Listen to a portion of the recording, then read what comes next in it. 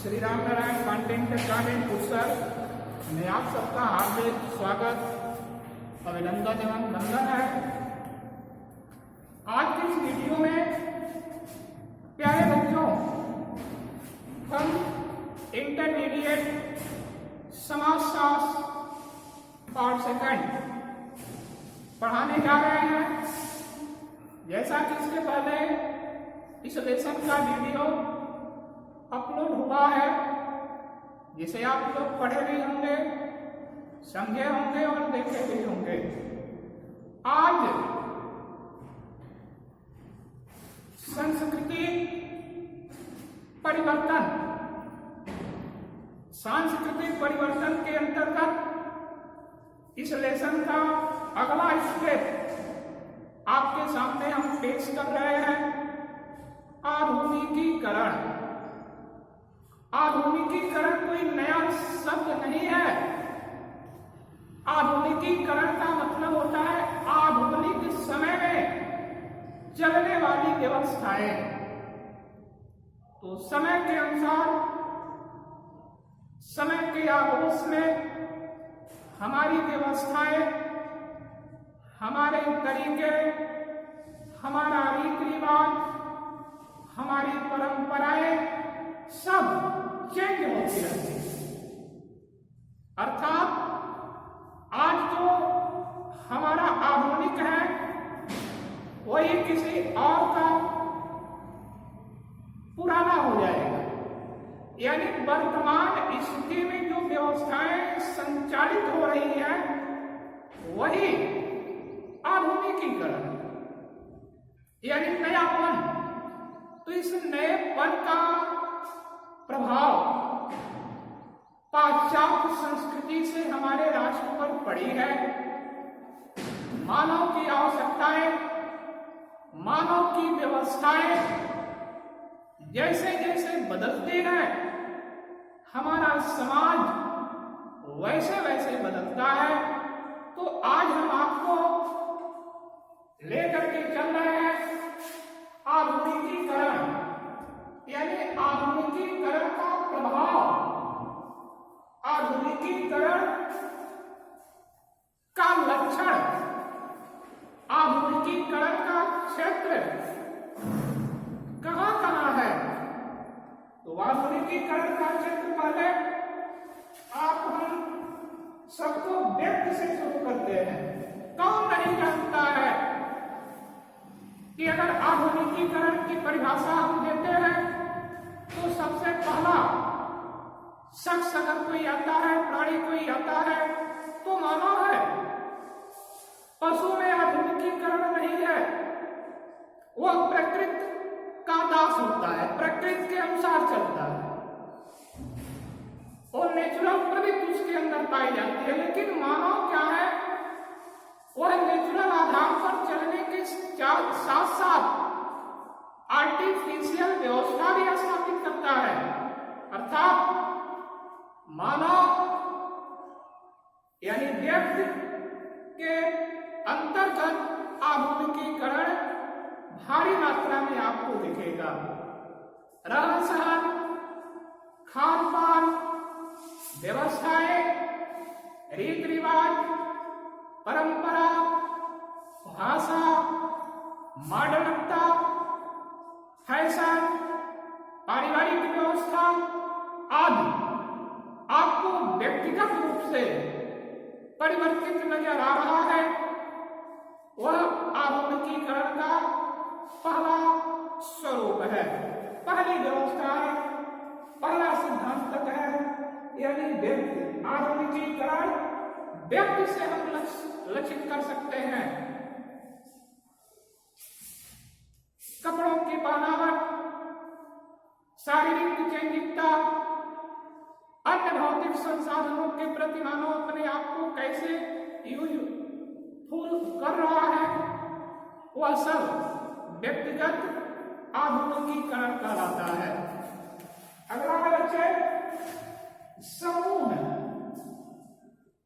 प्राचीन समूह और आज के समूह में अंतर है। पहले प्राकृतिक व्यवस्थाओं से बचने के लिए समूह बनाया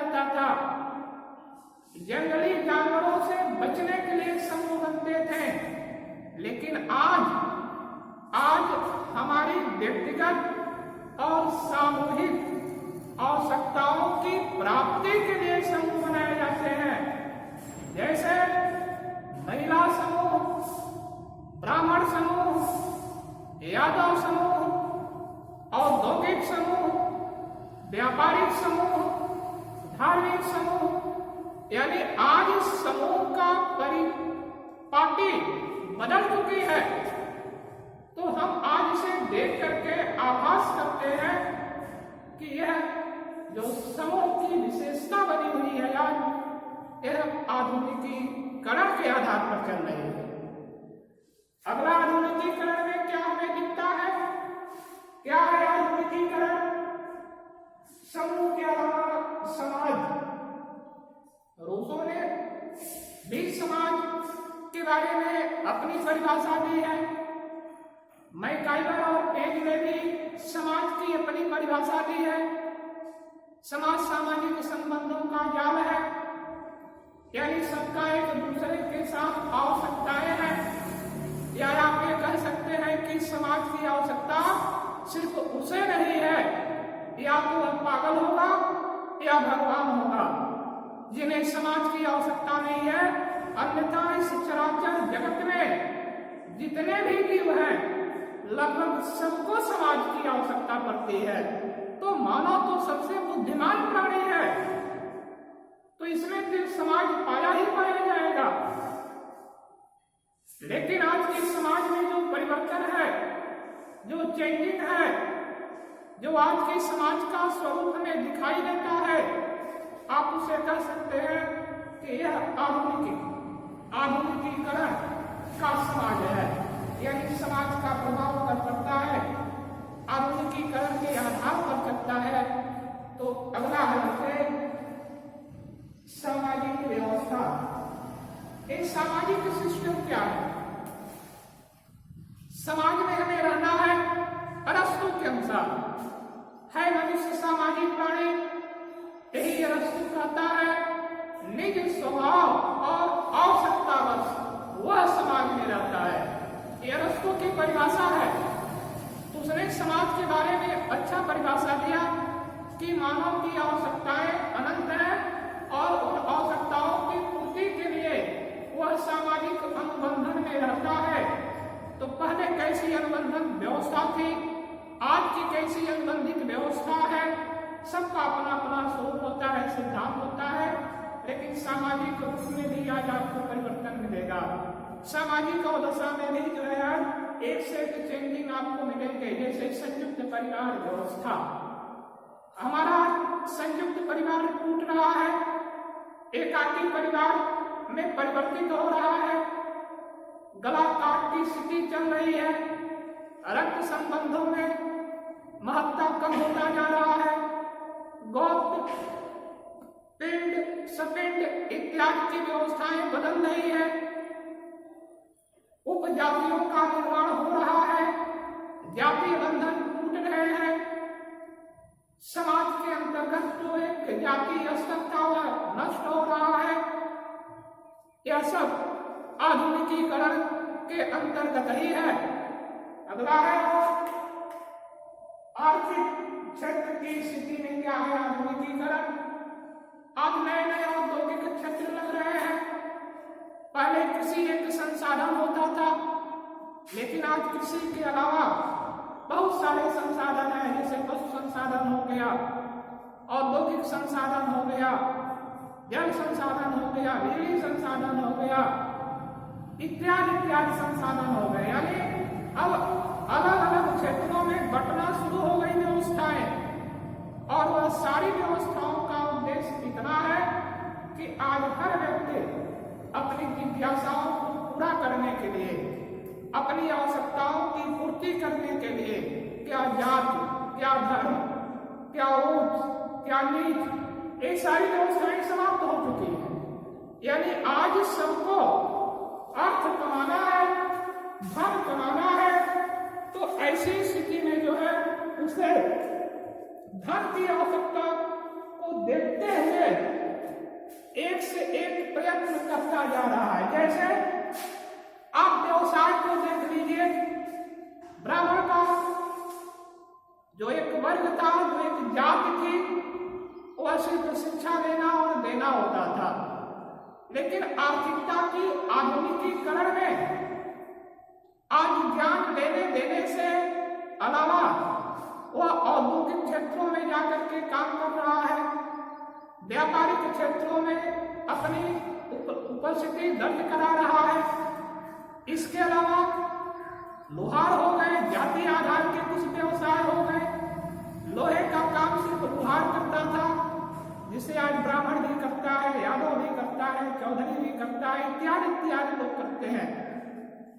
धुलाई का काम, कपड़े की धुलाई, जिसे धोबी का एक आधिपत्य होता था उस व्यवसाय पर, आज बड़े बड़े उद्योगपति जो है लॉन्ड्री की व्यवस्था की है, वह शाइनिंग की व्यवस्था की है।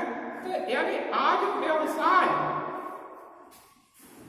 किसी की अपनी नहीं रह गई, आज वह सबकी आवश्यकता हो गई और उस आवश्यकता का एकमात्र उद्देश्य है आर्थिकता की दौड़ में सब लोग दौड़ना शुरू कर दिए हैं। उसके लिए कौन सा व्यवसाय किसका है इसका कोई मतलब नहीं है। यानी सब व्यवसाय सब कर सकते हैं, जिससे हमारी आर्थिक आवश्यकता की पूर्ति हो रही हो, हम उसे अपना लेंगे। यह आधुनिकीकरण की एक व्यवस्था है। यानी आर्थिकीकरण में भी आपको आधुनिकीकरण झलकता हुआ नजर आएगा। अगला और अंतिम बच्चे, राजनीति कभी समय हुआ करता था, नेता के ऊपर अगर ब्लेम लग गया तो आत्महत्या कर लेता था, त्याग पत्र दे देता था। लेकिन आज की राजनीति की स्थिति कुछ अलग हो गई है। आपराधिक क्षेत्रों का बेताज बादशाह हो, गबन घोटालेबाज हो, झूठ बोलने वाला हो, ऐसी स्थिति वाले सिद्धांतों को हम नेता स्वीकार कर लेते हैं। यानी राजनीति की भी परिभाषा बदल गई है। अब यह परिभाषा अलग अलग क्षेत्रों की अलग अलग दशाओं के आधार पर बदलती जा रही है। समय की मांग भी है, तो उस मांग के आधार पर जो व्यवस्थाएं परिवर्तित होती रहती हैं, वही सिद्धांत नेताओं के कपड़ों में चेंजिंग, नेताओं के रुतबे में चेंजिंग, नेताओं के कर्तव्यों में चेंजिंग, नेताओं की आवश्यकता में चेंजिंग, यानी हर क्षेत्र में आपको परिवर्तन नजर आएगा, जिसे आप कह सकते हैं कि आधुनिकीकरण की राजनीति है। इसके बाद हम आपको थोड़ा सा परिवर्तित स्वरूप और बताने जा रहे हैं। आधुनिकीकरण का भारतीय परिच्छेद, आधुनिकीकरण का भारतीय परिच्छेद क्या है, यानी भारत पर इसका क्या प्रभाव पड़ा है। तो भारत में आधुनिकीकरण का बहुत विशेष प्रभाव पड़ा है। तो सबसे पहला प्रभाव कृषि हो, कृषि पर क्या प्रभाव पड़ा है आधुनिकीकरण का।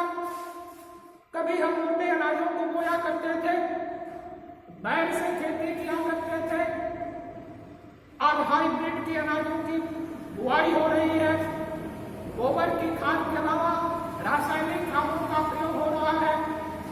और आज कृषि नहीं रह गई है, व्यवसायिक व्यवस्था बन गई है। पहले जीविकोपार्जन के लिए, सिर्फ जीने के लिए कृषि किया जाता था, खाद्यान्न की आपूर्ति करने के लिए कृषि की जाती थी।